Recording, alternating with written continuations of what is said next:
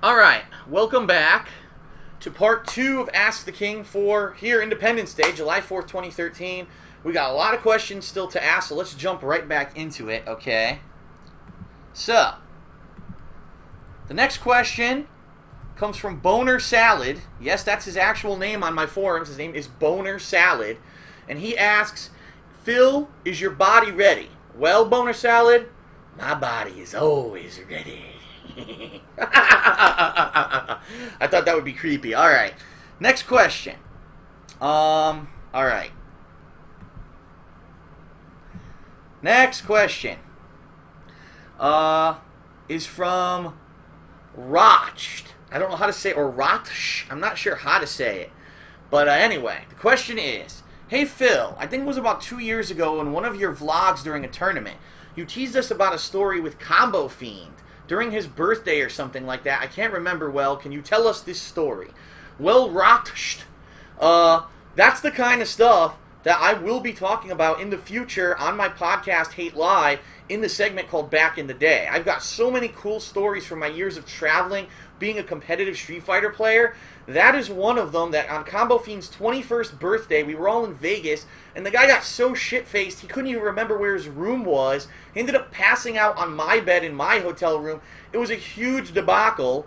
It was hilarious to boot, though, and that's one of the stories eventually I will be telling. So, I'm not going to tell it today and spoil it, but you have to tune into my podcast, my ongoing podcast, Hate Live, which, by the way, will be taking place exactly 1 week from today here on Darkside Phil channel on Twitch and also on the King of Hate vlogs on YouTube. It's not going to be that particular story, I don't think, but I will eventually be telling that story on that show, okay? The next question. Alright. This one's from Green Knight 1138. Oh, my nose itches for some reason. And Green Knight asks the following. He says, Phil, your biggest complaint about Metal Gear Solid 5 so far is that it looks more like a great movie than a great game due to how many cutscene heavy the trailers have been. Now, Kojima was asked about the cutscenes at E3 and actually said there are going to be less cutscenes in Metal Gear Solid 5 due to it being an open world game. He even said that it's going to feel more like a TV show than a movie due to how the story is structured. What are your thoughts on Kojima's comments about the cutscenes, and do you think this is a good evolution of the series? Well, excuse me. Kojima's comments are interesting because what he says is that basically the game's going to be episodic like a TV show. And what that means is like, okay, so you're going to play for what, an hour and a half, and then all of a sudden it's going to end, and then go to a new locale, a new setting, and you'll be like another episode, and then it'll end. And that could be interesting and could keep the pace going. There are a few games that did stuff like that, like Alan Wake, where it really turned out really well, okay? However, Kojima's comments saying that it's going to have less cutscenes, I do not believe for 1 second. I do believe that in all things, Kojima really what he wants to do is be a TV or movie director. He really, you know, the gameplay, look at the gameplay in Metal Gear Solid 4 and how superfluous it was to the story, okay? Really all he was trying to do was end the story of Metal Gear, and then he had to throw some gameplay in, okay? So Metal Gear Solid 5, he said, oh, it's different. It's going to be open world, so there's going to be more gameplay. Did you play a game that was open world before where you could choose how you perform missions and how to sneak around? Yeah, I already played that. It was called Hitman Absolution. So really what it seems Metal Gear Solid 5 is going to be is Hitman Absolution with a Metal Gear skin over it and Metal Gear kind of, you know, CQC and stuff in it. Or, okay, so you could ride a horse and hide on the side of the horse and use that to sneak by the troops. Or maybe you could jump in a tank and use the tank to drive by the troops. You mean just like in Hitman Absolution where you could do different methods to do your mission. So it doesn't seem to me like it's anything innovative or groundbreaking. I think once again what we're doing, this is the Kojima bandwagon, the people that are such hardcore Metal Gear Solid fans that they have to overblow the game and pretend like it's something that it's not. It's going to be similar to Metal Gear Solid 4, only you're going to have wider areas, more methods to do stuff, and with better graphics. It's good. I mean, don't get me wrong. I'm not saying that that's a bad thing. I think that the Metal Gear Solid series is a good series. But if you're really expecting like this groundbreaking change in gameplay, oh, there's not going to be cutscenes, it's going to be...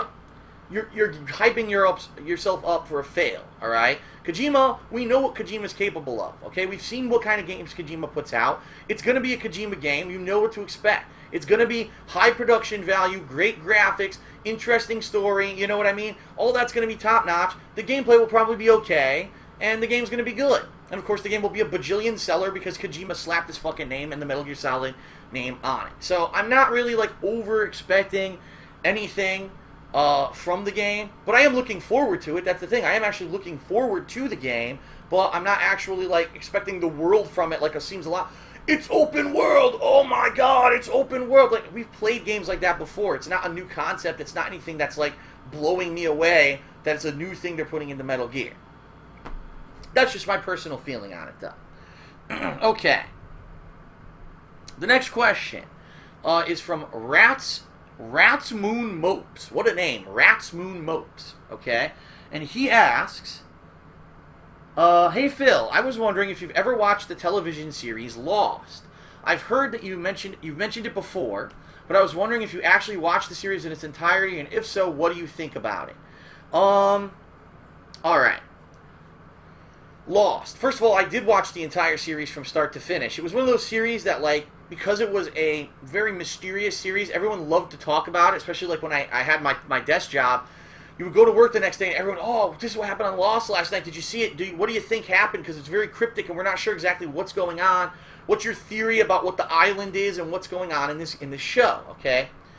And when the show started, it was very interesting. It was J.J. Abrams, had written the beginning episodes of it, and he was directing it, and it was really well done. And it seemed like the show was going to be going, in a really interesting direction. But Lost is one of these TV shows that's a victim of its own success. And what I mean by that is the show was so good and followed by so many people in the early seasons that the show actually outlived its welcome. And you can tell, if you watch like season 1 and 2, you're like, okay, this is interesting. Then you start watching season 3, you're like, all right, where are they going with all this? Then you're like season 4 and 5, you're like, what the fuck? Like, is this ever going to end?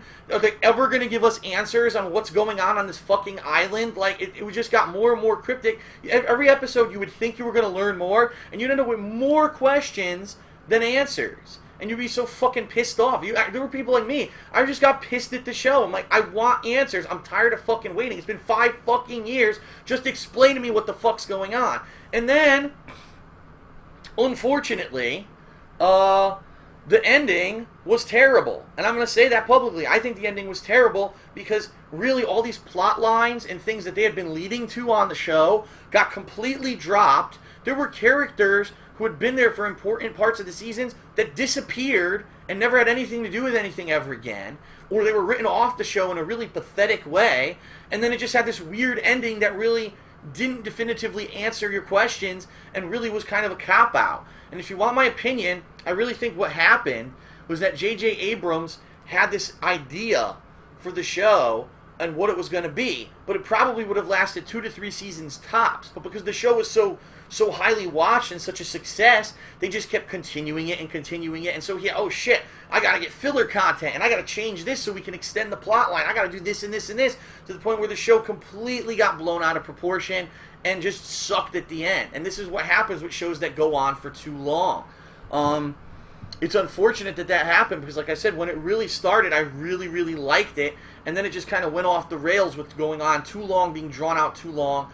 And you got to be careful with stuff like that. When you have greatness, you have to be sure you don't squander the greatness. And again, we talked about it earlier, another example of business versus art. And in this case, it started as great art, and then as soon as business picked up, oh, look, it's very popular, we can make a lot of money, the art got thrown away, and it just became pure, just keep making the show to make money, and that's when the show went off the rails and really jumped the shark. So it's unfortunate that this shit happens, but it definitely happened, and Lost just basically went off the rails, and I did not like the ending or any of kind of the final couple seasons of the show. I thought it was terrible, okay? Okay, next question. Shit, I screwed up. The next question is from Industrial Gamer, but I do want to bring up that a lot of people asked this question, and it wasn't just Industrial Gamer that asked it, and I want to address it. He says, hey Phil, did you hear about the situation with Don Mattrick now choosing to resign from the head of Microsoft's Interactive Entertainment Division and take over as the CEO of Zynga? What are your thoughts on this? Do you think its resignation was due to his association with the negativity surrounding the Xbox One, or something else entirely? Alright. I've already actually addressed this, but it had nothing to do like it wasn't in a show like this where a lot of people are going to watch it. I think it was like a pre-stream. So I will publicly address this. This is what I feel happened. I feel that Don Mattrick, all right, he loved his job at Microsoft, but when you're in a situation like that where you're the head of something, you don't just sit there complacent. You actually do look at opportunities. And I'm sure for a while, Don was probably looking around and saying, gee, I wonder what other jobs I could take if I were to leave Microsoft ever. And he probably was already in talks with Zynga regarding their situation. Now, if you don't know who Zynga is, let me explain. Zynga is a mobile game company. They're widely known for making some popular games such as Words with Friends. That's one of the biggest games that they're known for making in the mobile market. But Zynga Games is collapsing.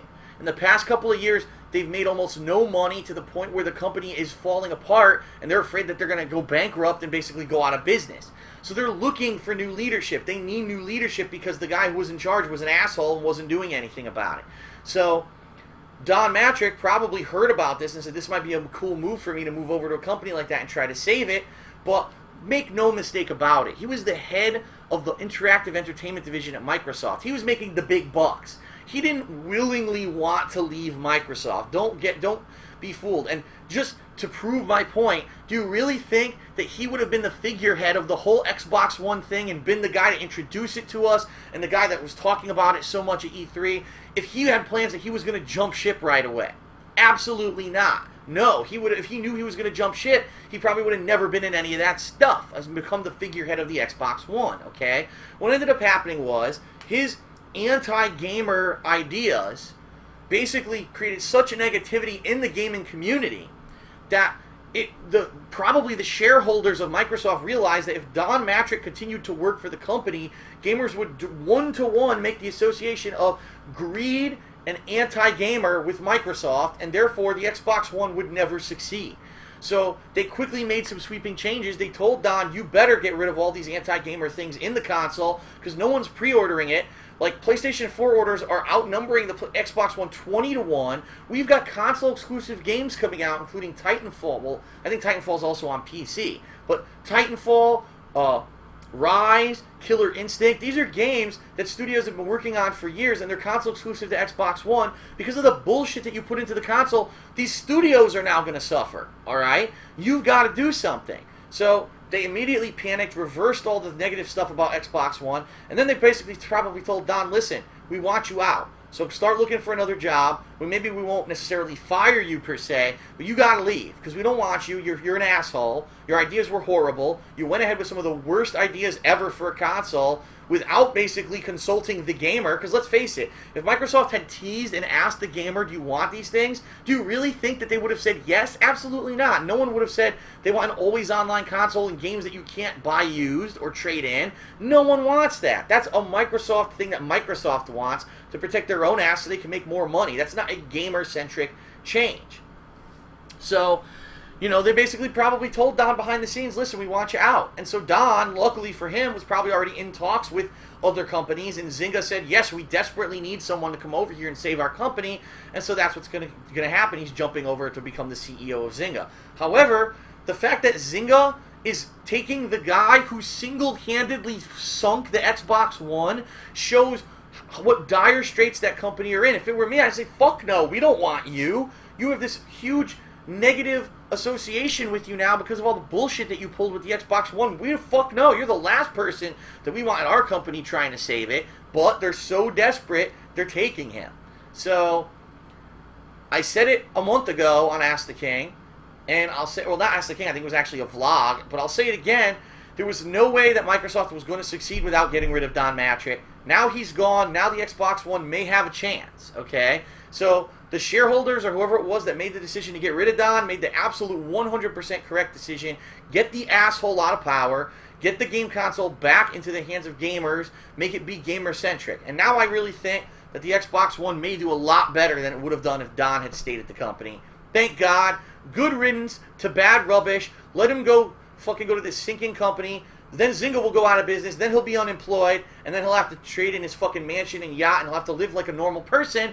And he probably will have horrible internet. So he won't... if he had had an Xbox One with the changes that he was going to do to them, he probably wouldn't have been able to play his own fucking console. So fuck Don Mattrick. He's a piece of shit. Okay. Next question. This is actually the last question from the forums. Then we're going to move on to Twitter and Facebook questions. All right. This question is from Noctis. And he says, "Hey Phil, I recently showed my friend your channel.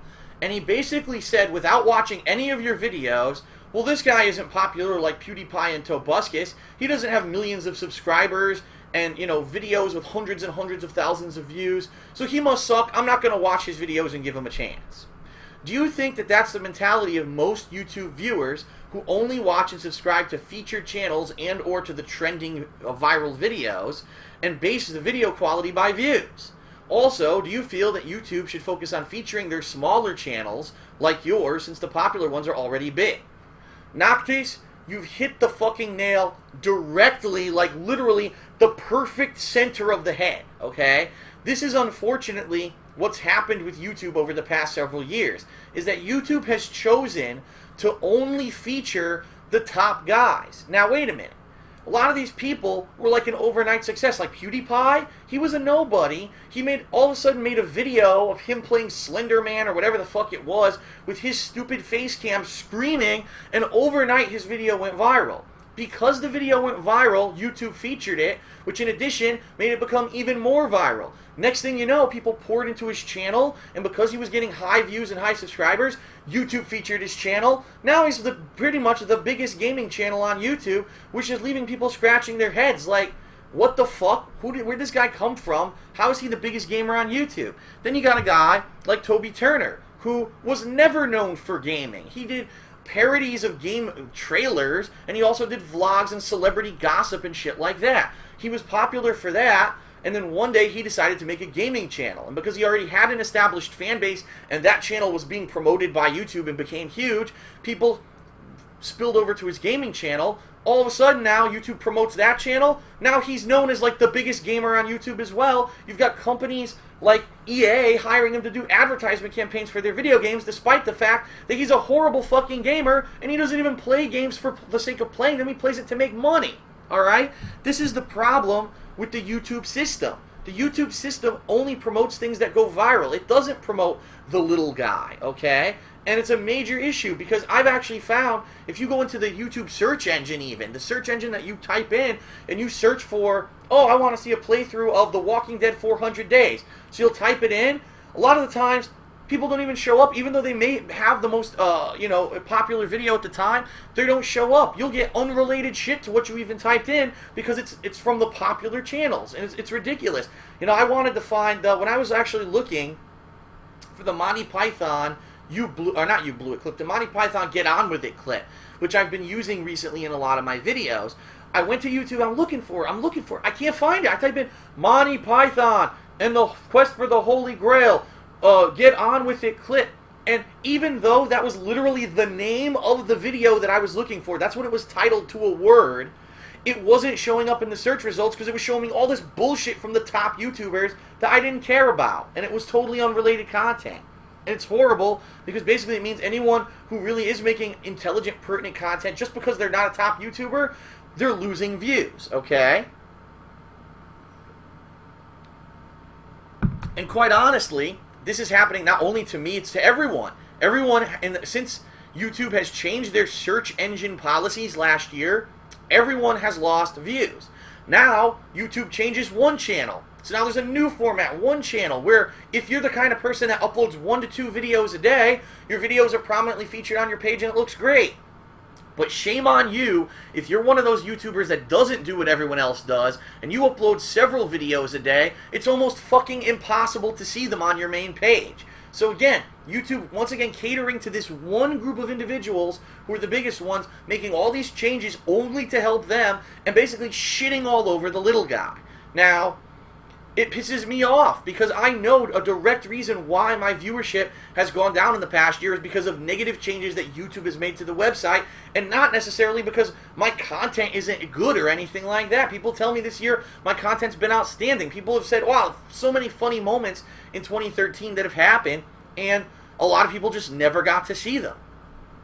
And it's a shame that YouTube, a business, I understand they're big business, again, they're in it to just make the money, but the business would change to cater to a small group of individuals and say fuck you to everyone else. And it's disgusting. It's a corporate attitude. And for Google, a company who says, oh, we're not corporate, we're the kind of cool internet nerd developers and we do all the cool new technology stuff, they try to pretend that they're not corporate. They are 1,000,000% corporate. They're just like every other corporation. They're in it for the money. And they make these stupid design choices that everyone says we don't want. We don't want these changes. They're going to be detrimental to us. And they ignore the little guy and only listen to the big guy. Why do you think iJustine, who puts out some of the most vapid, worthless material on YouTube, was one of the first people to go over to the one-channel format, and YouTube actually featured her, said, oh, if you want to see what the one-channel format's going to be, go to iJustine's channel. So immediately they give iJustine hundreds of thousands of extra views of everyone who wants to see what this new horrible one-channel format's going to be. How is that fucking fair to anybody else? It's not. And it's funny because YouTube even has their own YouTube Twitter account, and they say, "Ooh, the new featured channel this month." Like, what? You're a business, and you're basically creating an uneven business situation, an unequal situation, by giving free promotion to certain channels. Why the fuck are you doing that? It's actually a preferential treatment that shouldn't be allowed in the business world. So why do they think that they're allowed to do it? And the answer is they're not. If people actually got together and sued YouTube and said this is an anti-business practice, it's an unfair playing field because you do free promotion to some people and not others, they could probably do a class action lawsuit and force them to change the way that they do it. The problem is we're all the little guys. We don't have money to do this kind of thing. So we can't do it, and YouTube will continue to only promote the top people. So what I have to say is this.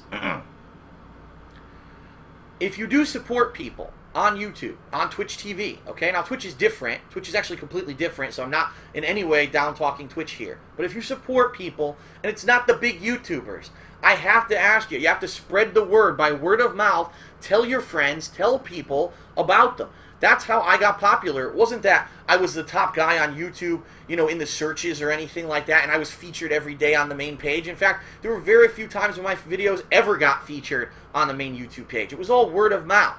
So it's funny because there are people who stopped watching me a few years ago, and all of a sudden they go back to my YouTube channel or to my Twitch channel and they go, wow, Darkside Phil still makes videos? I never knew. And it's like, holy shit, I never went anywhere, but a lot of people just think that I vanished or whatever. So what I would say is this. Support your personal favorites on YouTube by word of mouth. You have to tell people about it. You have to tweet about it. You have to post on Facebook about it. Say, listen, this is a person that I really like. They're doing this event at this time.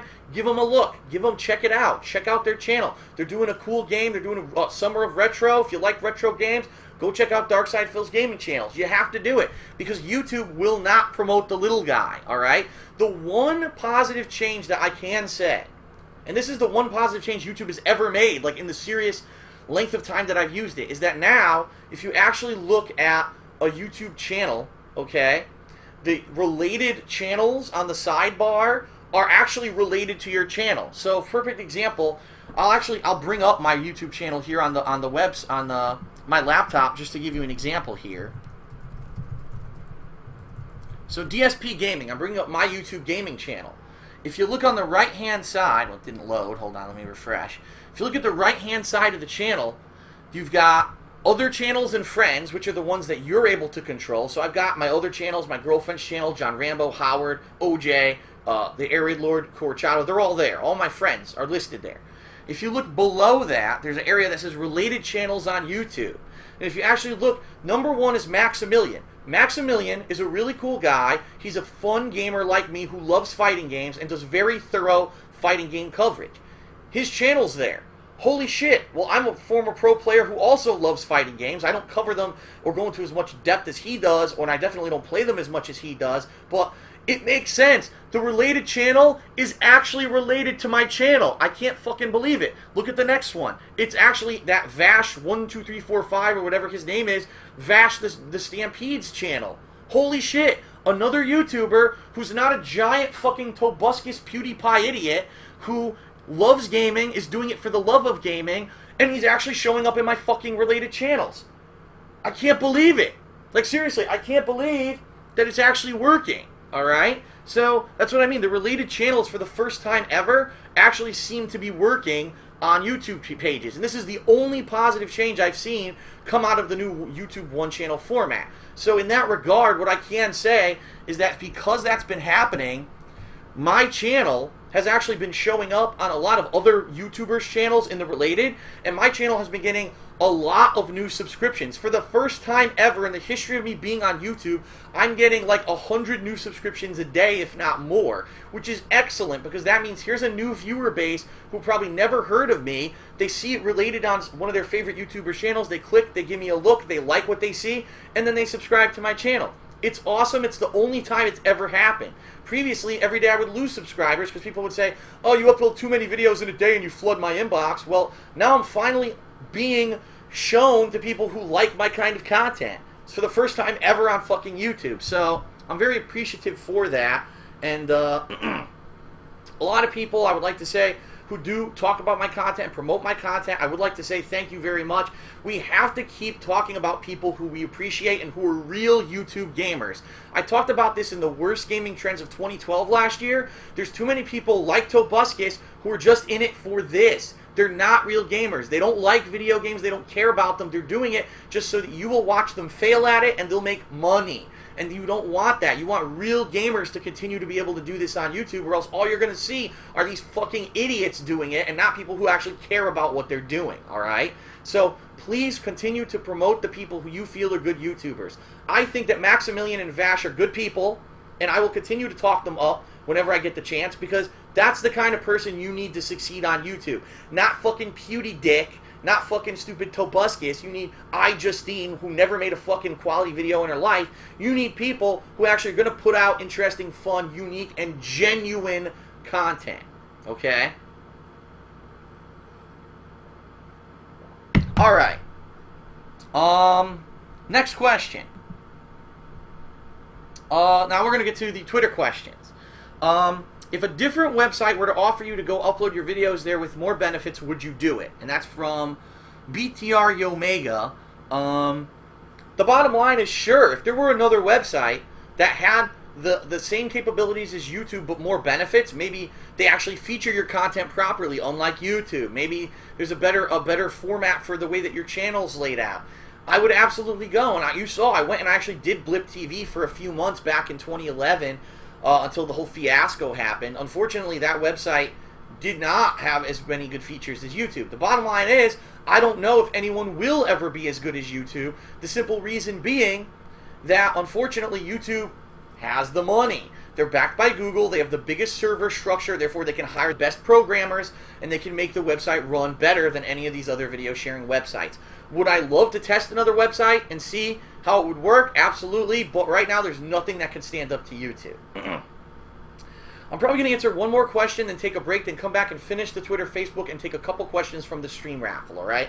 So the next question is from McDaddy, Nader McDaddy, and he says, why do you hate SmartGlass so much? Lol. It's not the fact that I hate SmartGlass. Now, if you're not aware what SmartGlass is, it's just an app from Microsoft that you put on any tablet. So my iPad here could run it, any Android tablet or Windows-based tablet can run it, and they kept showing this off at E3 so much. Oh, look, our game has SmartGlass integration, so I'm going to do an airstrike right now on SmartGlass, and they push it, and bombs would drop on a certain part of the map or whatever. The reason I don't like SmartGlass for two reasons. Number one, it's just the next gimmick. It's the next flash in the pan, like the Kinect, like the PS Move, like the Wii Motion Controls. It's the next gimmick that they're trying to push down your throat and make you think that there's added value when there really is none. It takes away from the core gaming experience, which is what you should get out of the box with your game disc when you put it into your console. You shouldn't have to, oh, well, I got Dead Rising 3, but now I have to download the SmartGlass app over here. There's an app for my phone that's going to tie into the game, so let me get that. Over here, let me have my computer running and have another thing going. No, you just want to fucking play the game. And the problem is these game developers are trying to make things so overblown and complicated, gamers just want to buy the game and play it. That's it. Alright? If you took, again, market feedback, you'd find out the common gamer doesn't care about SmartGlass, which leads into my number 2 point, the other reason I don't like it, because not everyone has a fucking device that can run SmartGlass. So is it fair that Johnny, who bought Dead Rising 3. Well, his dad happens to have an iPad, and his dad told him he could download the iPad app, or the Dead Rising app, for SmartGlass. So now he gets to do the airstrikes in Dead Rising 3, but George, who lives next door, can't afford a fucking iPad, and therefore he doesn't get to do the SmartGlass features. And so Johnny, I got to do SmartGlass. It was so much fun. And poor George is like, well, that's bullshit. I never got to do it. How is that fair? It's not fair to the common gamer. You're telling me now I have to go out and buy extra peripherals? It's ridiculous. It doesn't belong in the mainstream gaming experience. And it's preferential, and it's not fair. And I don't think that people should be forced to have... Some people will have a better gaming experience than others, even though both of them spent the same amount of money and bought the same game. That's not fair, and game developers should really think about that when implementing nonsense like SmartGlass into their fucking games. They should think about the common gamer, and is this a benefit or a detriment? And SmartGlass in the long run is going to be a detriment to the common gamer. Okay?